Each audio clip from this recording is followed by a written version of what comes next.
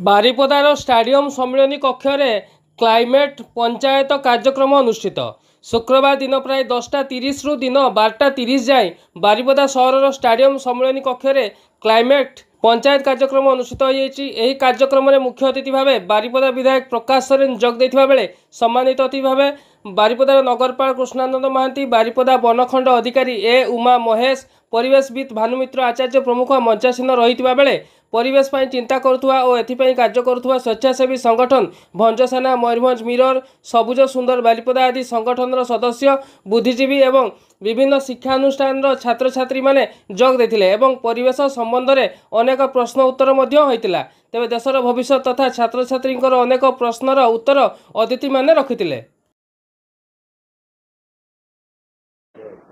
संवाद ग्रुप ये जो पुनश्च पृथ्वी परिवेश पंचायत माध्यम रे जो से माने गोटे अभिनव प्रयास करछंती ए निश्चय गोटे स्वागत योग्य पदक्षेप।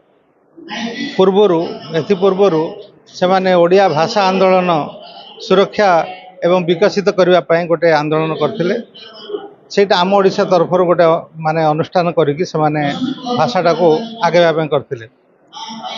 एटा परिवेश पर से आ गोटे अभिनव प्रयास। ये प्रयास गोटे आंदोलनात्मक भूमिका नब आगामी दिन में आउ निश्चय एटा सफल हम।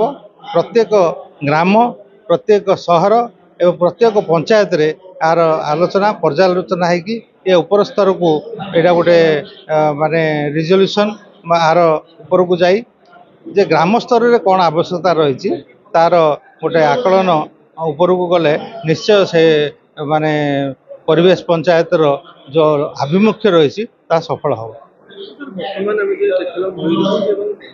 बारिपदार जो तापमात्रा एथर आम सामना कलु साधारण भाव मु तो जहाँ बर्तमान अनुभव करछि आम समस्ते एकजुट होगा पड़ो। जनसाधारण एवं स्कूल कॉलेज अनुष्ठान समस्ते आम माने गोटे मानसिकतार जनजागरण सृष्टि करिकी वृक्षरोपण कार्यक्रम हाथ को ना पड़ो।